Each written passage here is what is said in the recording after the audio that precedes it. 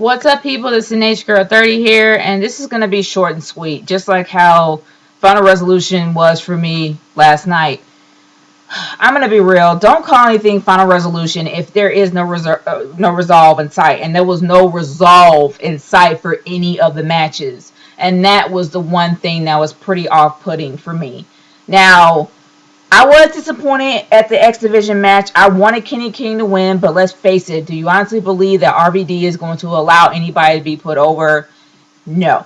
And unfortunately, when it comes to when it comes to that, RVD is like the Randy Orton of TNA.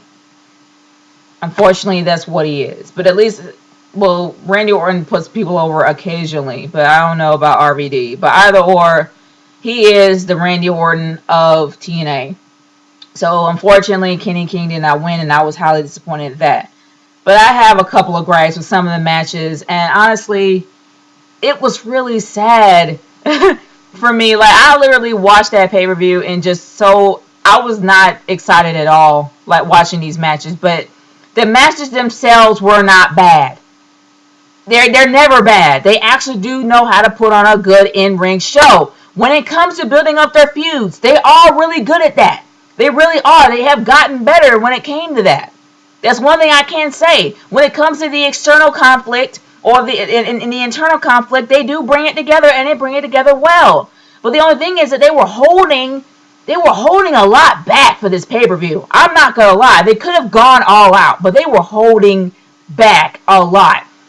Number one, Austin Aries versus Bully Ray. They could have went all out and all at it. Everybody has seen how Bully Ray can fight in the ring. Everyone has seen how Austin Aries can put on a show.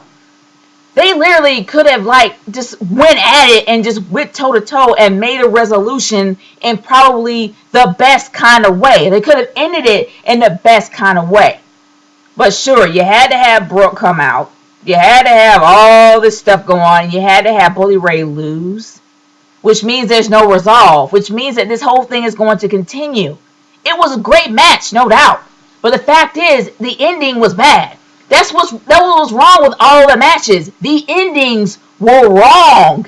I mean, when you call something Final Resolution, you have to resolve it. You have to put it. You have to put like a fork in it, and it be done. That's it. And the worst thing about that is that AJ Styles versus Christopher Daniels should have died off a long time ago. But what happened? Daniels won! Which means that is this feud going to continue? How are they going to cut this whole thing off? That was pretty much my only gripe. The matches themselves were good. The actual feuds building up to Final Resolution was okay. And it was much better than WWE. No doubt about that. But the resolve, you don't call anything Final Resolution. I'm not even going to repeat it again. You get the hint. I've already said it twice. You get the hint. It's just the endings were bad. And I'm just going to say that again. It was just, the ending just wasn't right. It just didn't fit. The only match that I really truly enjoyed was Jeff Hardy versus Bobby Roode. And I honestly was confused on why Bobby Roode did not win. Like, seriously, I was highly confused on why he didn't win that match at all. Like, seriously, I didn't get it. But the one thing that I really didn't get was the fact that Mickie James, it would have been a really great triumph. Maybe it would have been a little early. Like I said, it would have been a little early for her to actually win. But the match it was going strong, but then it got slow. Going strong, but then it got slow. Going strong, but then it got slow, and then the interference by the boyfriend. It just wasn't consistent. It wasn't fluid. It could have been better. I don't know. I just really feel like the TNA was holding a lot back for Final Resolution. They could have done a lot more, especially with the Aces and Eights. And the Aces and Eights really do need some kind of a pick-me-up because they're starting to get boring and stale and predictable. Like, seriously, the dartboard, gosh, enough of that.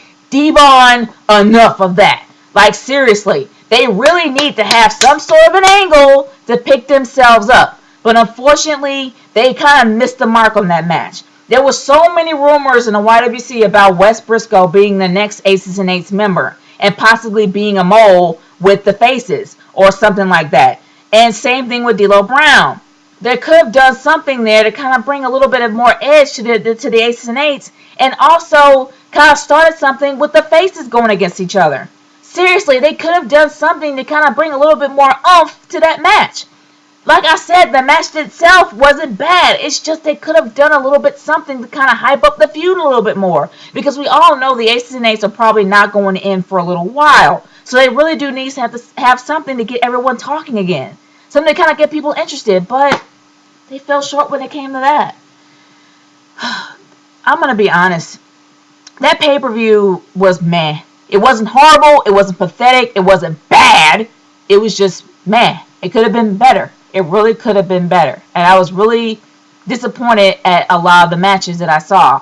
Especially when you have James Storm and Kazarian going at it out of the blue. Really? James Storm is one of the top guys on TNA. Why in the world are you going to throw him into a random match with Kazarian? Just like you do with John, just like the WWE does with John Cena every night.